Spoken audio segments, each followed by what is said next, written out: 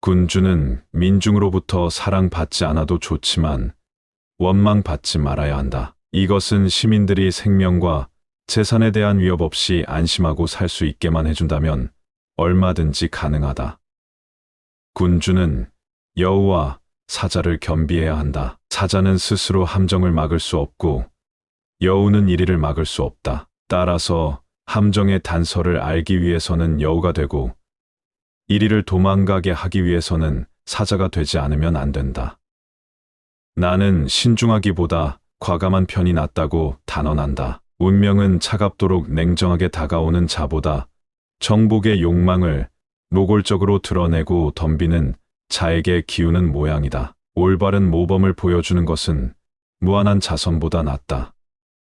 운명은 우리의 행위의 절반을 지배하고 다른 절반을 우리들에게 양보한다. 운명이 우리 행위의 절반을 좌우하는지도 모른다. 그러나 운명도 나머지 절반의 동향은 우리들 인간에게 맡겨놓은 것이 아니가 하는 생각이 든다. 운명은 그 역량으로 방비되지 않은 곳에서 그 강대한 힘을 무자비하게 마음대로 휘두르기 때문이다. 인간에게 덕과 부귀가 공존하는 경우는 드물다. 인간은 대체로 내용보다는 외모를 통해서 사람을 평가한다. 누구나 다 눈을 가지고 있지만 통찰력을 가진 사람은 드물다. 인간은 운명에 몸을 맡겨갈 수는 있지만 이에 항거할 수는 없다. 또한 인간은 운명이라는 실을 짤 수는 있지만 이것을 찢어 끊을 수는 없다. 인간은 태어나면서부터 허영심이 강하고 타인의 성공을 질투하기 쉬우며 자신의 이익 추구에 대해서는 무한정한 탐욕을 지닌 자다.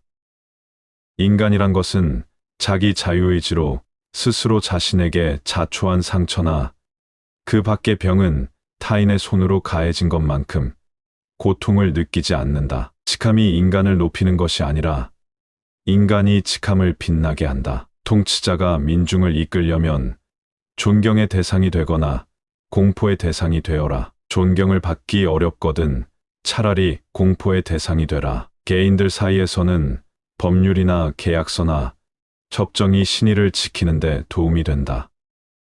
그러나 권력자들 사이에서는 오직 힘에 의해서만 신의가 지켜진다. 권력을 가진 사람이 누군가에게 최근에 베푼 은혜로 그자가 품었던 묵은 원한이 사라진다고 생각한다면 그는 돌이킬 수 없는 과오를 범하게 된다. 인간이란 자기를 지켜주지 않거나 잘못을 바로잡을 힘이 없는 자에게는 충성을 바칠 수 없는 존재이다. 군주는 짜다는 평판을 두려워하지 말아야 한다.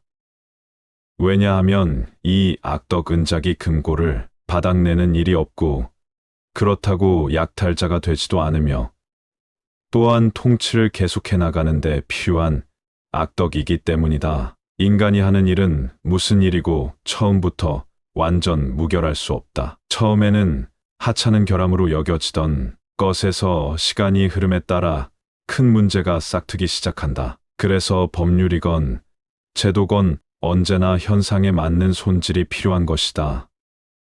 지도자 없는 군중은 아무 가치도 없는 존재나 다름없다. 무장한 예언자는 한결같이 승리하고 무장하지 않은 예언자는 한결같이 패망한다. 왜냐하면 민중은 변덕이 심해서 말로 하는 설득으로 따라오지 못할 때는 힘으로 따라오게 만들 필요가 있기 때문이다. 부정의는 있어도 질서 있는 국가와 정의는 있어도 무질서한 국가 가운데 어느 쪽을 택하겠느냐고 묻는다면 나는 전자를 택할 것이다. 민중은 선정만 베풀어주면 특별히 자유 같은 것을 바라거나 구하지도 않는다. 지도자가 없어서 통제되지 않는 군중만큼 무슨 짓을 할지 예측할 수 없는 무서운 존재도 없지만 반면에 이것처럼 취약한 존재도 없다. 인간은 흔히 작은 새처럼 행동한다. 눈앞의 먹이에만 정신이 팔려 머리 위에서 매나 독수리가 내리덮치려고 하고 있는 것을 깨닫지 못하는 참새처럼 말이다. 누구나 실수하고 싶어서 실수하는 것은 아니다. 다만 옛날에는 다음날 비가 온다는 생각을 하지 않을 뿐이다. 전투를 벌일 때에 적을 속이는 것은 명예로운 행위이다. 명성에 빛나는 지도자들의 행위를 세밀히 검토해보면 그들이 모두 운명으로부터는 기회밖에 얻은 것이 없다는 사실을 깨닫게 될 것이다. 역량을 갖고 있지 않았더라면 그 기회도 호기가 되지는 않았을 것이다. 사람의 운이 좋고 나쁘고는 시대에 맞추어서 행동할 수 있느냐 없느냐에 달려 있다. 사람 위에 서는 자는 인간적인 성질과 야수적인 성질을 다 같이 배울 필요가 있다. 사람이 하는 일은 그 동기가 아니라 결과로 판정돼야 한다. 진정한 지도자는 운명의 바람과 물결의 전환에 따라 방향을 변경할 수 있는 마음의 준비가 항상 되어 있어야 한다. 군주는 여우와 사자를 겸비해야 한다. 사자는 스스로 함정을 막을 수 없고 여우는 이리를 막을 수 없다. 따라서 함정의 단서를 알기 위해서는 여우가 되고 이리를 도망가게 하기 위해서는 사자가 되지 않으면 안 된다. 시간은 이익과 해악을 가리지 않고 모든 것을 한꺼번에 몰고 온다. 인간은 대체로 내용보다는 외모를 통해 사람을 평가한다. 누구나 다 눈을 가지고 있지만 통찰력을 가진 사람은 드물다. 인간은 운명에 몸을 맡길 수는 있지만 항거할 수는 없다. 또한 인간은 운명이라는 실을 짤 수는 있지만 이것을 찢어 끊을 수는 없다. 인간은 태어나면서부터 허영심이 강하고 타인의 성공을 질투하기 쉬우며 자신의 이익 추구에 대해서는 무한정한 탐욕을 지닌 자다. 인간은 자유의지로 스스로에게 자초한 상처나 그 밖의 병에 대해서는 타인의 손으로 가해진 것만큼 고통을 느끼지 않는다. 직함이 인간을 높이는 것이 아니라 인간이 직함을 빛나게 한다. 세상에서 가장 무서운 것은 가난도 걱정도 병도 아니다. 그것은 생에 대한 권태다. 올바른 모범을 보여주는 것은 무한한 자선보다 낫다. 인간에게 덕과 부귀가 공존하는 경우는 드물다. 세습 군주는 신생 군주에 비해서 사람들을 괴롭힐 이유나 필요가 많지 않습니다. 그 결과 그는 더 많은 호감을 얻게 됩니다. 따라서 군주가 상식밖의 사악한 비행으로 이움을 사지 않는 한 신민들이 그를 따르는 것은 자연스러운 일입니다. 더욱이 군주 가문의 통치가 오래 지속될수록 예전의 급격한 변화에 대한 기억과 그 원인은 희미해지기 마련입니다. 어떠한 변화든지 을의 새로운 변화를 초래하는 화근을 남기기 때문입니다. 의사들이 소모성 열병에 대해서 말하는 바가 이 경우에 해당됩니다. 그 병은 초기에는 치료하기는 쉬우나 진단하기가 어려운 데에 반해서 초기에 발견하여 적절히 치료하지 않으면 시간이 흐름에 따라서 진단하기는 쉬우나 치료하기는 어려워집니다. 국가를 통치하는 일도 또한 마찬가지입니다. 왜냐하면 정치적 문제를 일찍이 인지하면 이는 현명하고 장기적인 안목을 가진 사람만이 가능합니다. 문제가 신속히 해결될 수 있기 때문입니다. 그러나 인식하지 못하고 사태가 악화되어 모든 사람이 알아차릴 정도가 되면 어떤 해결책도 더 이상 소용이 없습니다. 사실상 전쟁은 피할 수 있는 것이 아니라 단지 당신에게 불리하게 지연되는 것에 불과하기 때문에 전쟁을 피하기 위해서 화근이 자라는 것을 허용해서는 결코 안 된다는 것입니다.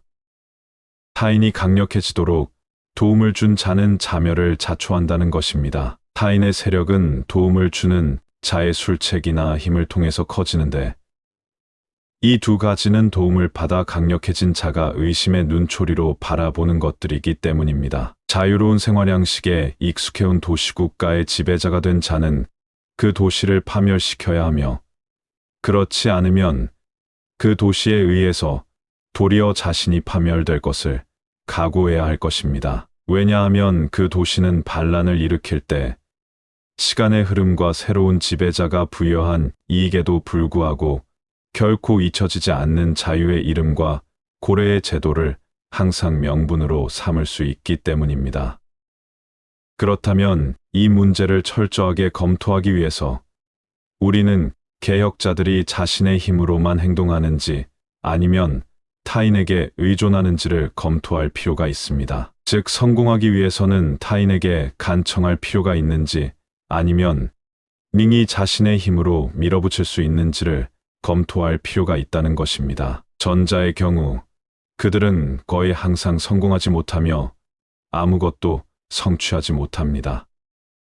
그러나 그들이 자신의 힘에만 의지하여 개혁을 주도할 만한 충분한 힘이 있으면 그들은 거의 어려움을 겪지 않습니다. 바로 이러한 이유로 무장한 예언자는 모두 성공한 반면 무장하지 않은 예언자는 실패했습니다. 이러한 결과는 이미 언급한 이유 말고도 인민이 변덕스럽기 때문에 일어납니다. 즉 그들을 한 가지 일에 대해서 설득하기는 쉬우나 그 설득된 상태를 유지하기란 어렵기 때문입니다. 따라서 그들이 당신과 당신의 계획을 더 이상 믿지 않을 경우 힘으로라도 그들이 믿게끔 강제할 수 있어야 합니다. 고위직에 있는 사람들에게 새로운 은혜를 베풀므로써 과거에 입은 피해를 잊도록 만들 수 있다고 믿는 것은 자기 기만에 빠지는 것입니다. 가해 행위는 모두 일거에 저질러야 하며 그래야 그 맛을 덜 느끼기 때문에 반감과 분노를 작게 일으킵니다. 반면에 은혜는 조금씩 베풀어야 하며 그래야 그 맛을 더 많이 느끼게 됩니다. 현명한 군주라면 어떠한 상황에 처하든지 시민들이 정부와 자기를 믿고 따르도록 조치를 취해야 하며 그렇게 해야만 시민들은 그에게 항상 충성할 것입니다. 인간은 본질적으로 자신이 받은 은혜는 물론 베푼 은혜에 의해서도 유대가 강화되는 존재이기 때문입니다.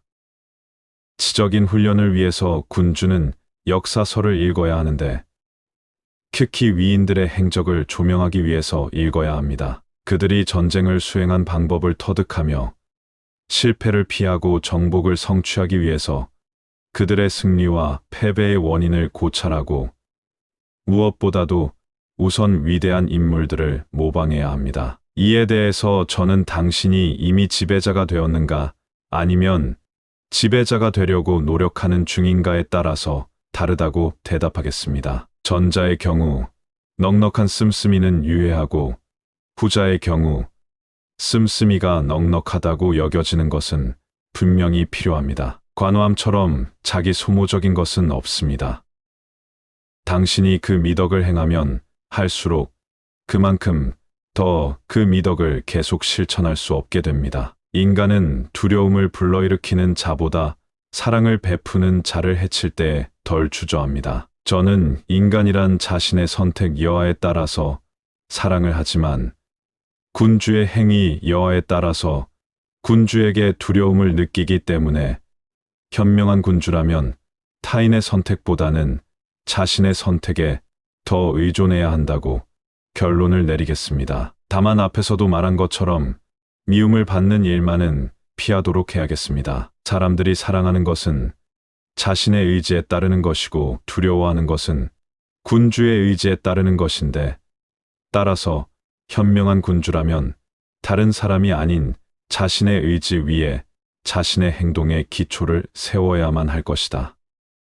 그리고 앞서 말했듯이 군주는 증오심만은 피하려고 노력해야 할 것이다. 군주는 짐승의 방법을 잘 이용할 줄 알아야 하는데 그 중에서도 여우와 사자를 모방해야 합니다. 왜냐하면 사자는 함정에 빠지기 쉽고 여우는 늑대를 물리칠 수 없기 때문입니다. 따라서 함정을 알아차리기 위해서는 여우가 되어야 하고 늑대를 혼내주려면 사자가 되어야 합니다. 단순히 사자의 방식에만 의지하는 자는 이 사태를 제대로 이해하지 못합니다. 따라서 현명한 군주는 신의를 지키는 것이 그에게 불리할 때, 그리고 약속을 맺은 이유가 소멸되었을 때 약속을 지킬 수 없으며 또 지켜서도 안 됩니다. 군주는 자신이 진정한 동맹인지 공공연한적인지를 명확히 하면 곧 그가 주저하지 않고 다른 군주에 반대하여 한 군주를 지지하면 대단한 존경을 받습니다. 이 정책은 중립으로 남아있는 것보다 항상 더 낫습니다. 하지만 저는 신중한 것보다는 과감한 것이 더 좋다고 분명히 생각합니다. 그리고 냉정하고 계산적인 사람보다는 과단성 있게 행동하는 사람들에게 더욱 매력을 느낀다는 것은 명백합니다.